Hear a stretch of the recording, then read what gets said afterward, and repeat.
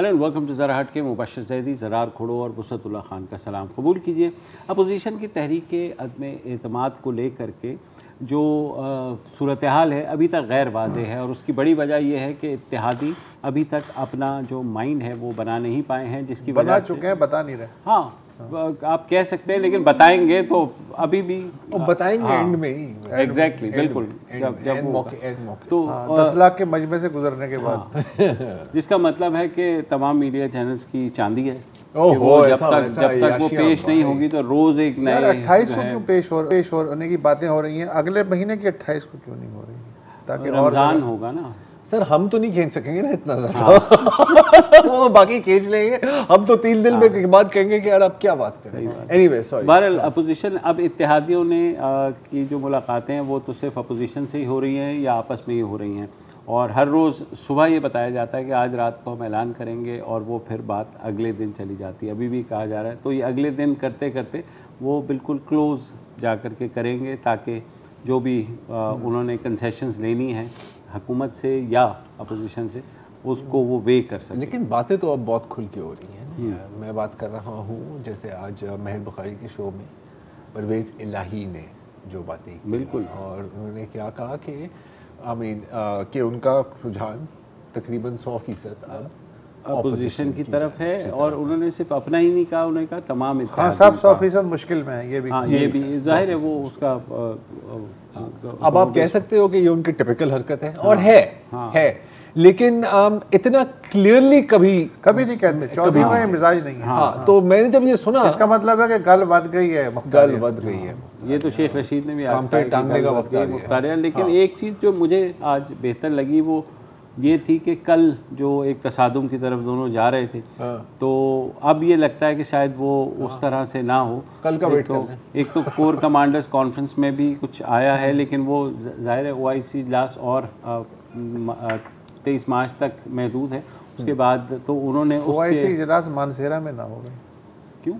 इस्लामाबाद की जो हालात हैं उसमें। हाँ, ओह अच्छा, ठीक है। आप लोगों का साबर इतना स्लो क्यों है? आपको यूजुअल स्टैंडर्ड करनी था, लेकिन हम जाने दे रहे हैं। चलिए ठीक है। लेकिन जो इमरान खान साहब हैं वो बदस्तूर अपोजिशन को निशाने पे रखे हुए हैं। आज ओवरसीज़ पाकिस्तानी से खिताब करते हुए उन्होंने उनकी बंदूक की नशिस्त पर सिर्फ आसिफ अली जरदारी साहब थे, मगर अब मज़ीद लोग भी आ गए हैं। सुनिए। मैं तंग आ गया था 3.5 साल जब से हुकूमत आई है। कल हुकूमत गई, परसों हुकूमत गई, आज गई, नाहिल है, सेलेक्टेड है। तो अब जो ये तीनों इकट्ठे होके इन्होंने जो किया है, ये अब कप्तान की जो ये बंदूक की नशिस्त है ना, ये तीनों उसके बीच में आ गए हैं। ये असल में ये ट्रिपल बैरल शॉटगन नहीं, लेकिन ये कह रहे हैं नशिस्त, और इससे पहले जब जरदारी साहब के लिए बंदूक इन्होंने तानी थी तब भी नशिस्त पे आ गए थे। शुस्त होता है। इनके 2-3 उर्दू जानने वाले डेफिनेटली वजीर होंगे, उन्हें कहना चाहिए खान साहब ये शुस्त होता है जो किया जाता है। नशिस्त तो वो है जिस पे आप बैठे हुए हैं, और फिर यही बयानिया हो सकता है मेरे मुंह में खाक कि आप 1 तारीख के बाद ये कहें अल्लाह का शुक्र है कि मुझे इन्होंने जो है वो नशिस्त से महरूम कर दिया, अब मैं खुल के सड़क पे बताऊंगा। ये बयानियाँ भी साथ लेके जाएंगे। बड़ी खतरनाक बातें हैं ये, बहुत ज़्यादा। तो अब सवालात वही हैं जो एक हफ्ते पहले थे और जो एक हफ्ते बाद हुए। एक्सपर्ट नहीं हो गए। क्या कर सकते हैं। तो अब जो है, अब बाप वालों ने ये किया है। अब देखें इत्तेहादी गेम कैसे खेले हैं। बाप वालों ने आज खैबर पख्तूनख्वा हुकूमत से अलहदगी का ऐलान कर दिया, और उन्होंने कहा जनाब आप दोबारा बताएं। बाप ने जो खैबर KP हुकूमत में भी उनके 2-3 मेंबर्स थे, हमें नहीं तो वहाँ से तो उन्होंने वहाँ से उनसे लाताल्लुकी का ऐलान कर दिया कि हम वहाँ से आपसे हट रहे हैं, और उन्होंने कहा यही चीज़ फिर हो सकती है। पता है मुझे क्या याद आ रही है? मुझे वो याद आ रहा है कि जब कनाडा ने कहा था ना कि हम भी फौज भेजेंगे अफगानिस्तान, तो लोगों ने कहा कि दोनों टैंक भेजोगे क्या? अच्छा, अगर मैं आपको बताऊंगा MQM का एक वजीर आज़ाद कश्मीर की कैबिनेट में भी था। हाँ, ये तो मुझे पता। वो तो था। अच्छा, ये मुझे पता है। इसकी भी पूरी हिस्ट्री भी पता है, बड़ी इंटरेस्टिंग हिस्ट्री है ये। और एक बार फिर मौलाना फजल रहमान साहब आ गए हैं, की तरह मौलाना फजल रहमान साहब आ गए हैं। चलिए बहुत शुक्रिया मौलाना साहब, सुनिए मौलाना साहब की बातें। उसको लॉन्ग मार्च के हवाले से पूरी कौम को और तमाम सियासी जमातों के कारकुनों को हिदायत दी जा रही हैं कि वो लोग 25 मार्च की शाम तक इस्लामाबाद में दाखिल हों। OIC के वज़राए ख़ारजा हमारे सब के मेहमान हैं और उनका एहतराम हम पर लाजिम है। वो भी चूँकि 24 तक इस्लामाबाद में होंगे, हम नहीं चाहते कि उनके एहतराम में किसी किस्म का कोई फ़र्क आए। 23 मार्च को काफ़िले इस्लामाबाद में दाखिल होने से गुरेज करें ताकि मेहमानों को भी किसी तरह की कोई मुश्किल दरपेश ना हो।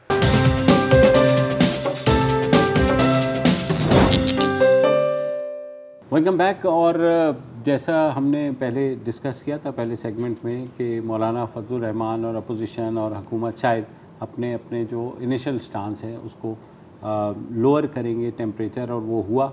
और मौलाना साहब ने अब ऐलान किया है कि अब जो लॉन्ग मार्च है जो कि 23 मार्च को होना था वो 25 मार्च को वो पहुंचेंगे, और वजह वही है OIC फॉरेन मिनिस्टर्स कॉन्फ्रेंस, और वो कह रहे हैं तमाम मेहमान हैं।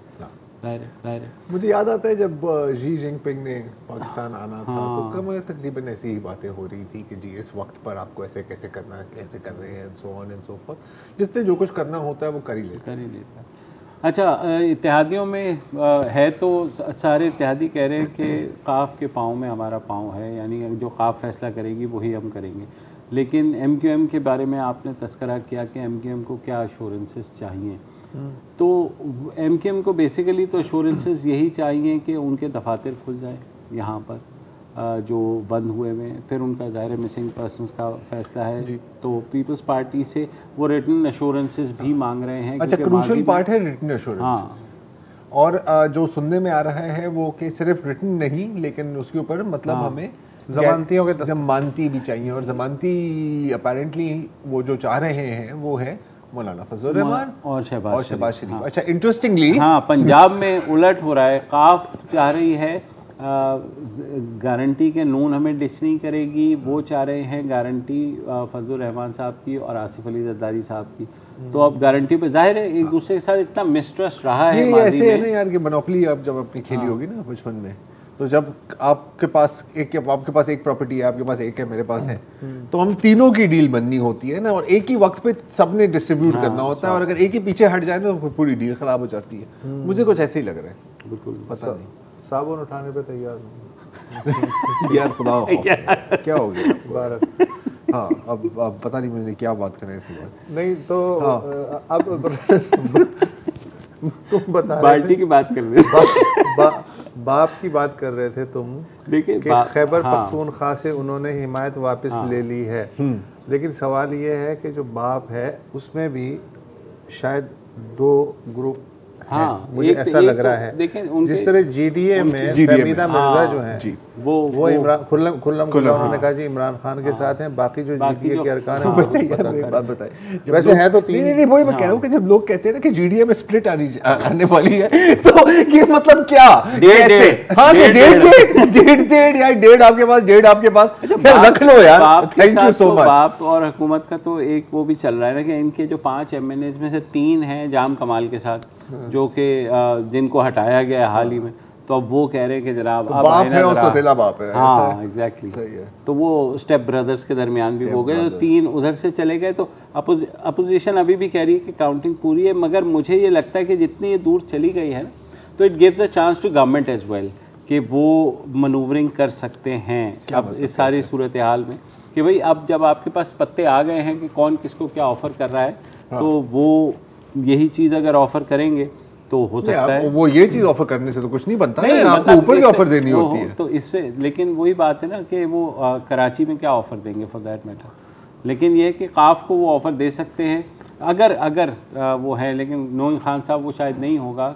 लेकिन एक मरहला ऐसा भी आ जाता है जो कि मेरे ख्याल में अब आ गया है कि ऑफ़र देने का भी एक वक्त होता है। वही मसलन अगर आप कल ये ऑफ़र दे देते कि जी हम आपको 3 वजारतें और देते हैं तो शायद वो ध्यान देते, लेकिन अगर आज आप ये ऑफ़र दें कि साहब हम आपको दमिश्क भी बख्शते हैं, दिल्ली भी आपका है, तो कौन यकीन करेगा। मतलब वो कहते हैं ना लिमिटेड टाइम ऑफर। हाँ, तो वही है 24 और ये ऑफर सिर्फ 24 घंटे के और लिए। यही बात स्पीकर जो है परवेज़ इलाही ने पंजाब असेंबली के उन्होंने की भी मेहर बुखारी के साथ। उन्होंने कहा हाँ। कि वो टाइम गुजर गया है कि अब हम वज़ीर आज़म के पास जाएं, अब अगर उन्हें कोई प्रॉब्लम है तो आएँ। और इसलिए कि आखिरी वक्त में भाव-ताव जो है ना वो नहीं होता है। मुझे सिर्फ और सिर्फ स्ट्रैटेजी अगर अपोजिशन की ये है कि हम अगला साल गुजारेंगे ना वो गुजारेंगे ये नहीं कैसे होगा, ये नहीं, मुझे बताएं। ये नहीं कैसे होगा। और देखें अपोजिशन चाहे या ना चाहे, जिस तरह के माशी हालात हैं, जिस तरह के रीजनल हालात हैं, सबका जो है ध्यान फौरी तौर पे इसके बाद जस्ट इन केस अगर ये हुकूमत जाती है तो जनरल इलेक्शन पे होना चाहिए। अगर इन्होंने ड्रैग किया कि नहीं जी 1.5 साल तो हम ये मज़े लें और उसके बाद इलेक्शन हो, तो उसमें 2-3 चीज़ें हो जाएंगी। एक तो ये है कि कुछ पता नहीं होता, बकौल सबसे मशहूर जो है कि सियासत में 1 हफ्ता भी बिल्कुल ज़माने के बराबर होता है। तो 1.5 साल के जो मज़े हैं उसमें सबसे ज़्यादा फ़ायदा होगा पीटीआई को। बिल्कुल। इमरान खान अपना जो शहीद का रुतबा है उसे वो मुस्तहकम कर लेंगे अगले 1.5 साल में, और फिर ये होगा कि ये कहते थे मैंने 3.5 साल में कुछ नहीं किया। ये जो 1.5 साल या 1.25 साल है, क्या किया आपने, इसमें इन्होंने क्या किया। और साल बहुत ज़्यादा होता है। अच्छा, साल की कैंपेन ने पता है क्या पाकिस्तान के साथ क्या किया था। 70 का जो इलेक्शन हुआ था उसकी जो कैंपेन है वो पूरे 1 साल चली थी ऑफिशियली 1 जनवरी से लेके और दिसंबर की 5-6 तारीख तक 1970 में चली थी। और उसका नतीजा आपने देख लिया कि पोलराइजेशन जो है वो बढ़ती चली गई, इसलिए कि हर आदमी 2.0 आने के चक्कर में था। बिल्कुल कि इसने ये कहा है मैं इसके ऊपर 1.25 सेर लाऊंगा, उसने कहा नहीं मैं तो 1.5 और डालूंगा, और आपने देखा क्या हुआ। तो इलेक्शन कैंपेन जितनी तेज़ रफ्तार हो, जितनी मुख्तसर हो, जितनी कॉम्पैक्ट हो, उतना ही अच्छा है। इलेक्शन जितनी जल्दी हो उतनी ही जल्दी गैर यकीनी की सूरत हाल ख़त्म होगी। कम अज़ कम ये है कि ठीक है 3.5 साल 4 साल बाद हुए ना इलेक्शन, होते हैं, मिड टर्म होते हैं दुनिया में, ये कोई अजूबे की बात नहीं है। लेकिन उससे ये कि अगला जो 4 साल या 5 साल है उसकी एक समत मुल्क को मिल जाएगी, रियासत को मिल जाएगी, और फिर जो भी आए वो एक इत्मीनान से पॉलिसी चला सकता है। लेकिन ये 1.5 साल आप लटका के रखेंगे और उसके बाद इलेक्शन का जो सिलसिला है उसमें लटका के रखेंगे, ये तबाहकुन सूरत है। मैं वही कह रहा हूं ना, लेकिन यहाँ मसला क्या है, यहाँ मसला ये है कि किस तरीके से इलेक्शंस होंगे, हो भी सकते हैं कि नहीं हो सकते। देखिए इलेक्शंस के लिए आपको बहरहाल एक केयरटेकर सेटअप चाहिए। ऐसा तो नहीं होगा ना कि जो हुकूमत आएगी लाइट स्विच तो नहीं है ना यार कि बस अगले हफ्ते इलेक्शन, या फिर इलेक्शन कमीशन ने जो भी होगा अगला एतमाद का वोट लेगा। फॉर एग्जांपल फर्ज करें शहबाज शरीफ होता है, वो एतमाद का वोट लेगा तभी तो वो वजीर आज़म बनेगा ना। वो आते ही असम्बली तोड़ दे, ठीक है, और जो आइन में लिखा हुआ है कि जो इंटरिम सेटअप है वो किस तरह बनेगा, उस आइन की उन शिकों को फॉलो किया जाए, इलेक्शन की ट्रेन पे चढ़ लिया जाए। उसमें क्या मसला, क्या नहीं मसला, ये इतना सादा नहीं है ना सर। इसलिए कि सारी अपोजिशन चाहती तो है ना। इसका जवाब तो किसी के पास भी नहीं है। अपोजिशन से भी ये सवाल पूछा जा रहा है कि भाई आपका अपोजिशन के लिए 1.5 साल हुकूमत में टिकना बहुत मुश्किल होगा। वो मेंढकों में तराजू में मेंढक टोलने के बराबर होगा। वो इलेक्शन आसान रास्ता है अपोजिशन के लिए, मुश्किल नहीं होगा, वो सुसाइडल होगा। हाँ बिल्कुल सुसाइडल होगा पॉलिटिकली। जी बिल्कुल, अपोजिशन की बका के लिए भी जरूरी है कि फौरी इलेक्शन हो। यही मैं कह रहा हूँ ना। तो फौरी इलेक्शन के लिए आपका ख्याल है कि नहीं हो सकते? नहीं हो सकते, कैसे पॉसिबल ही नहीं है ना सर। कैसे होंगे? नहीं मतलब क्या नहीं, आप लॉजिस्टिक की बात कर रहे हैं। 18वीं तरमीम के बाद देखें, अगर ये यहाँ से करेंगे बाकी हुकूमतों को भी गिरवाना होगा ना आपको प्रोविंशियल। यार ये क्या बात हुई? अगर मिड टर्म इलेक्शन हो जाए तो क्या इलेक्शन कमीशन ये कह देगा नहीं जी हम मिड टर्म नहीं करवा सकते? ये कैसे नहीं, मैं ये नहीं कह रहा। मैं ये कह रहा हूँ कि उसके बाद जाहिर है एक आपको केयर टेकर सेटअप बनाना पड़ेगा, उस पर वही क्राइसिस शुरू होगा। ये क्राइसिस जो है ना, it will lead to another crisis. इतने हमारे यहाँ आराम से चीज़ें होती नहीं हैं, और लॉजिस्टिकली अगर लेट्स से इलेक्शन कमीशन ही कहते कि भाई हम नहीं, हमारे पास नहीं, इलेक्शन कमीशन कैसे कह सकता है, इसलिए कि वो तो उसमें तो बस इलेक्शन मिड टर्म हो या पूरी टर्म पे हो, मिड टर्म इलेक्शन का ऑप्शन तो होता ही है ना दुनिया के हर सेटअप। आई थिंक इसको हमें शेल्व करना होगा कल के लिए। इस डिबेट को मेरा ख्याल थोड़ा सा इस पर मजीद पता भी कर लेते हैं कि क्या होगा और नहीं होगा, और जो भी होगा वैसे भी मेरा ख्याल है कि काफ़ी क्लियरली, और इसमें पीटीआई भी रजामंद है कि जी अगले 6 महीने में हम इलेक्शन पे बात कर सकते हैं, सभी रजामंद है, मेरा ख्याल है हो जाएंगे। चलो लेट्स सी एक वक्त खा लें।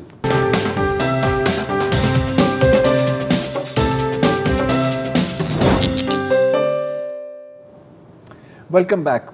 अच्छा, जब मैं अपने बैंक से किसी को पैसे भेजने की कोशिश करता हूँ तो ज़ाहिर है बंदा ऑनलाइन बैंकिंग का इस्तेमाल करता है आजकल, ऐप हो या आपके कंप्यूटर पर हो, डेस्कटॉप पर हो। और जब आप ऐसे करते हैं तो पहले तो आप लॉगिन करते हैं, मतलब वहाँ पर आप पासवर्ड देते हैं, ठीक है।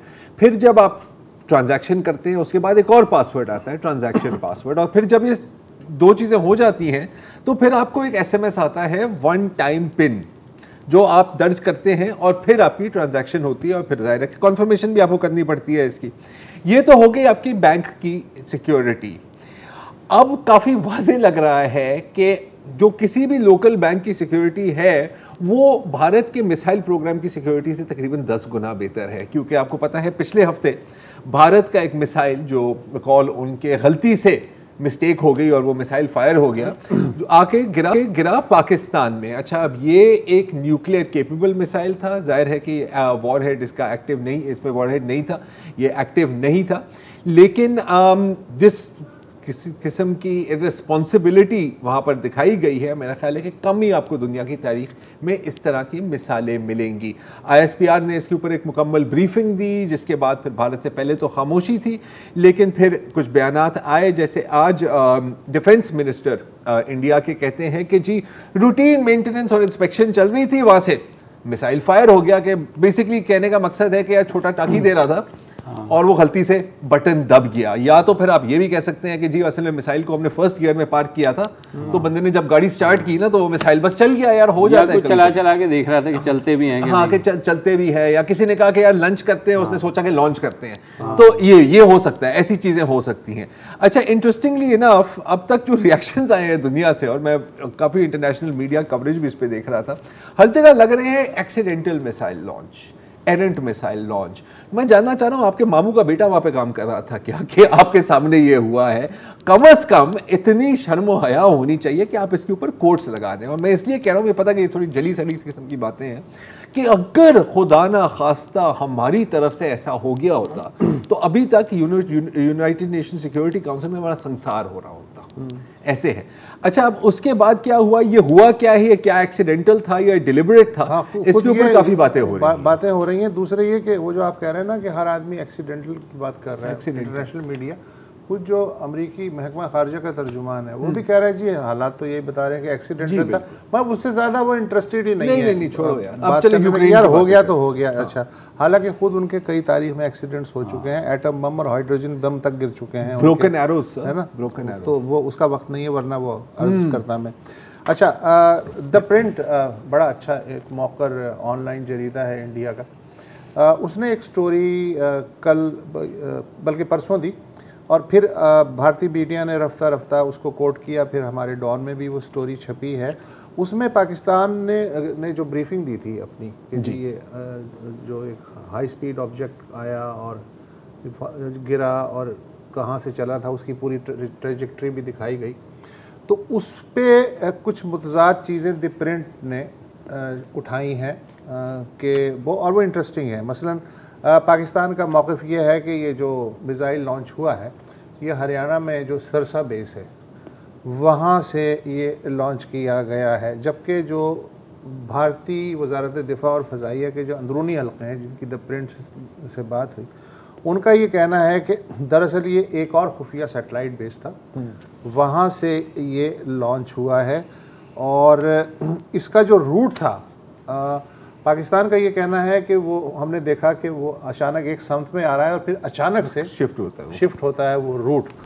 तो पाकिस्तान का शायद ये ख्याल है कि ये कोई गड़बड़ हुई होगी। उन्होंने कहा नहीं, वाज़े तौर पे उन्होंने कहा इंडियन जो ज़राए हैं उन्होंने कहा जी कि जो रूट था वो फीडेड था और मिसाइल ने पूरा यही रूट फॉलो किया जो उसमें फीड किया गया था। This is very important. अच्छा, फिर जो है जो अंदरूनी ज़राए हैं भारतीय वज़ारत दिफ़ा के, उन्होंने ये भी बताया कि ये कोई आजमाइशी फायर नहीं था, ट्रायल नहीं था, क्योंकि जितने भी मिसाइलों के ट्रायल होते हैं वो ईस्ट कोस्ट जो है इंडिया का, बे ऑफ बंगाल, उड़ीसा वगैरह की जो रियासत है, बल्कि चांदीपुर का जो अड्डा है वहाँ पे, या अंडमान निकोबार के जो जज़ायर हैं उस एरिए में होते हैं।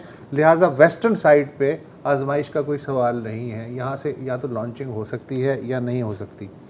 अलबत्ता जो भारतीय वज़ारत दिफ़ा और आपने राजनाथ सिंह का जो हवाला दिया वज़ीर दिफ़ा का, उन्होंने कहा जी अफसोसनाक है, हम SOPs को जो है रिव्यू कर रहे हैं, ये मिसाइल मेंटेनेंस के दौरान तकनीकी गड़बड़ की वजह से ब्ला ब्ला ब्ला ब्ला ब्ला ब्ला। लेकिन जो भारतीय माहिरीन हैं, इंडिपेंडेंट माहिरीन मिसाइल टेक्नोलॉजी से मुतालिक, उन्होंने वज़ारत दिफ़ा के इस बयान पर हैरत का इजहार इसलिए किया है कि ये हादसाती तौर पे कैसे चल सकता है, क्योंकि इसकी रोकथाम के लिए, इस तरह के एक्सीडेंट्स की रोकथाम के लिए मैकेनिकल और सॉफ्टवेयर सेफ्टी के तरीके इख्तियार किए जाते हैं और ये पूरी दुनिया में यूनिवर्सल हैं।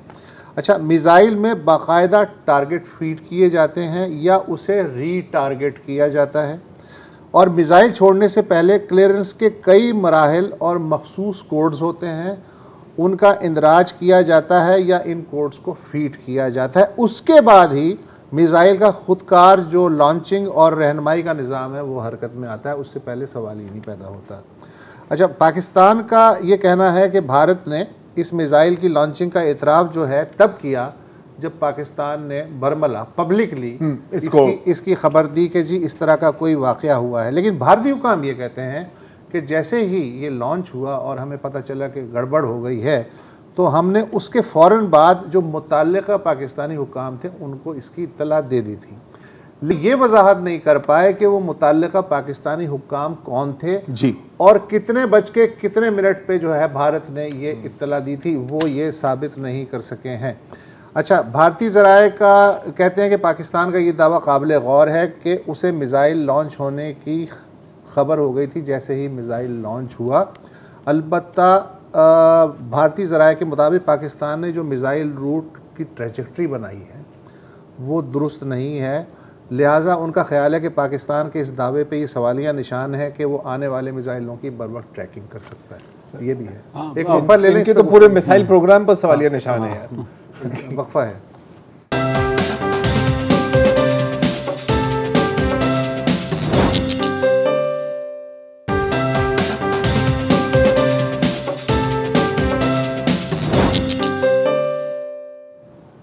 Welcome back. अच्छा, जब से ISPR ने इस मिसाइल लॉन्च, मिसाइल टेस्ट, जो भी आप इसको कहना चाहें, पर ब्रीफिंग दी, तो उसी वक्त सवाल उठने लगे कि अगर आपको पता था, अगर पाकिस्तान को पता था कि मिसाइल लॉन्च हुआ है और उसकी ट्रैजेक्टरी भी पता थी और पाकिस्तान के अंदर दाखिल हो रहा है, और मेरा ख्याल है कि 3 मिनट 44 सेकंड की फ्लाइट टाइम, 44 सेकंड का फ्लाइट टाइम था, तो इसको इंटरसेप्ट क्यों नहीं किया गया? और ज़ाहिर है सोशल मीडिया पर मीडिया ने भी जो सवालात पूछे DG ISPR की ब्रीफिंग में, इस बारे में भी सवाल पूछा गया, लेकिन कोई वाज़े इसका जवाब नहीं मिल रहा।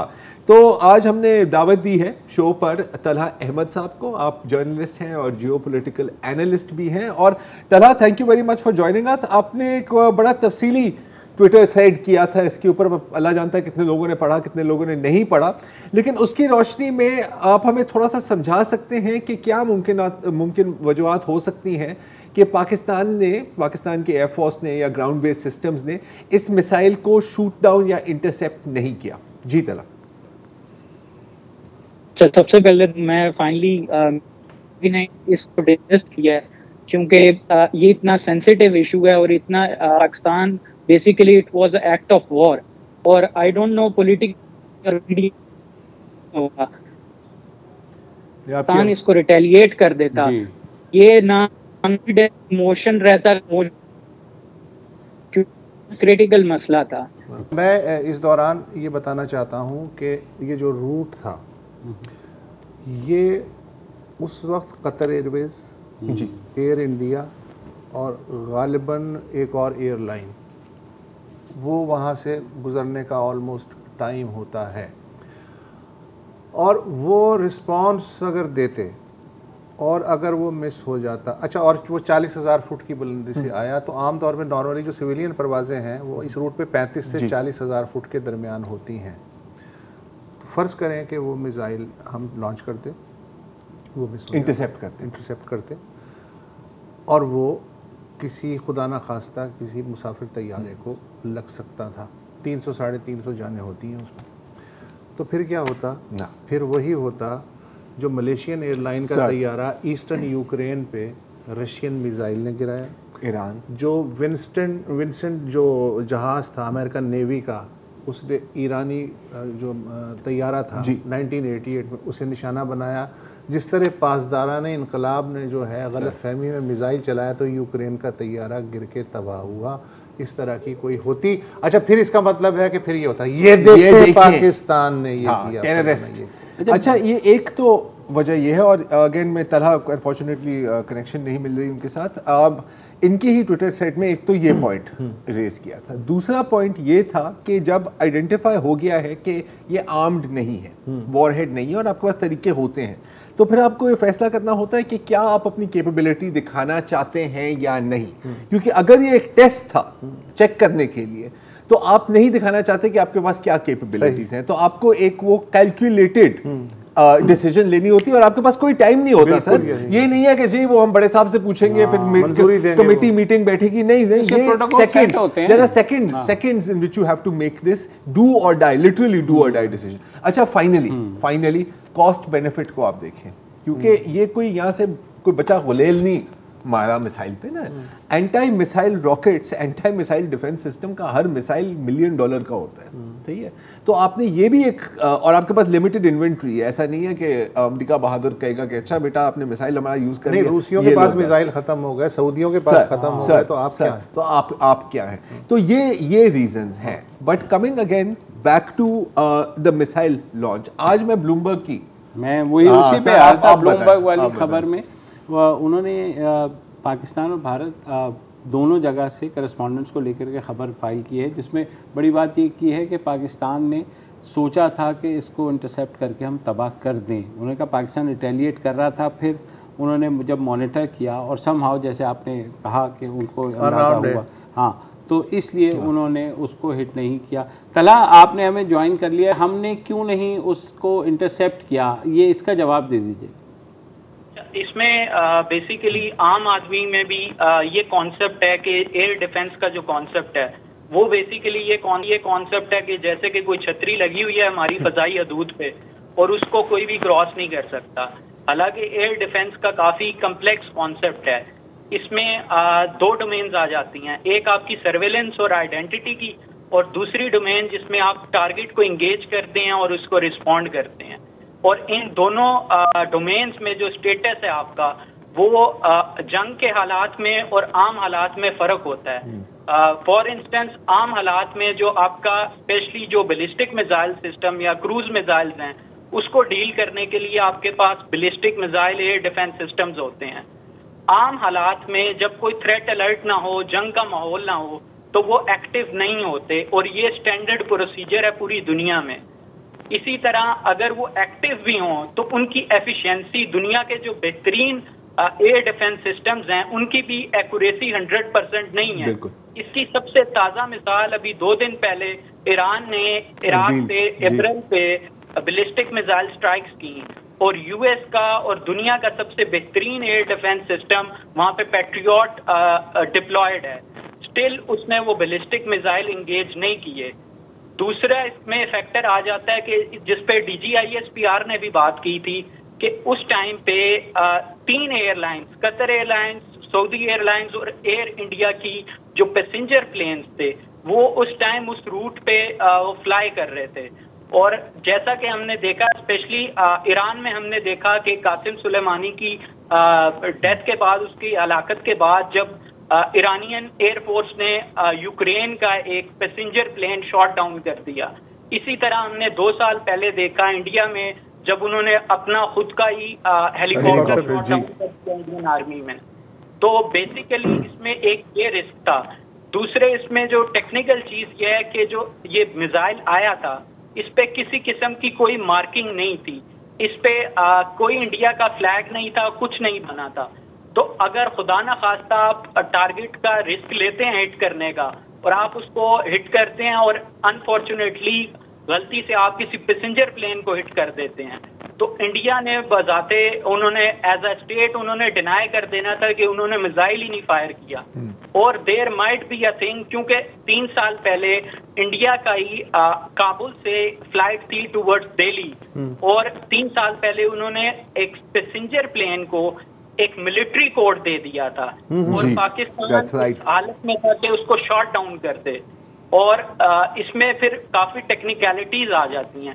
इसके बाद एक तो ये चीज थी सबसे बड़ा फैक्टर कि आप जस्ट टू सेव दैट आप किसी पैसेंजर प्लेन को हिट करते तो टोटल डायनामिक्स चेंज हो जाते।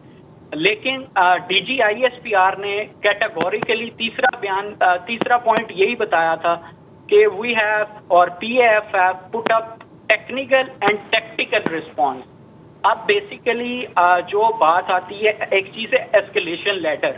अगर कोई मुल्क किसी पे गोली चलाता है तो उसका रिस्पॉन्स आप गोली से या 2 गोलियों से करेंगे, उसका बम से नहीं करेंगे। तो basically as per the SOPs इसका जो रिस्पॉन्स बनता है वो ये था कि पाकिस्तान उसी टाइम इंडिया पे मिसाइल्स फायर कर देता, लेकिन पाकिस्तान ने बड़ी अक्लमंदी का सबूत दिया क्योंकि ये मिसाइल IP से आया, इंटरनेशनल बॉर्डर से आया, ये LOC के ऊपर से नहीं आया। और पाकिस्तान अभी भी रिजर्व रखता है एक्ट टू रिटेलिएट। अभी पाकिस्तान के पास राइट है तो वो इसका रिटेलिएट कर सकता है। ठीक है, बहुत शुक्रिया तला। सॉरी वक्त ख़त्म हो रहा है, अभी पहले सही नहीं थी, लेकिन ये है कि again seems like a clear provocation और ये भी कि रूस और यूक्रेन की जंग का फ़ायदा उठाते हुए कि यार चांस मिल रहा है, हम चेक कर लें। और ये भी आप ना भूलें कि कुछ हफ्ते पहले ही एक सबमरीन भी आपकी वाटर्स में दाखिल हुई थी। तो आप देख सकते हैं कि अग्रेसिव मूव्स हैं और झंडा भी नहीं आपने लगाया ताकि डिनायबिलिटी भी हो। तो काफ़ी ट्विस्टेड किस्म की गेम खेली जा रही है। जी आज के लिए इतना ही, कल दोबारा हाजिर होंगे। खुदा हाफिज़। अस्सलाम वालेकुम। अगर आपको हमारे शो पसंद आया है तो प्लीज़ हमारे YouTube चैनल को सब्सक्राइब करें और अगर मुनासिब समझे तो इस वीडियो को लाइक भी कर लें, तो कोई हर्ज नहीं है, और शेयर भी कर लें और कमेंट भी कर दें जी, वरना वो सब ऐसे ही लिखते रहें। और ये जो दोनों कह रहे हैं ये कर लें जी प्लीज़, नहीं तो हमें भी घर जाना है, मैं आपके कंप्यूटर में नहीं रहना 24 घंटे। सही बात।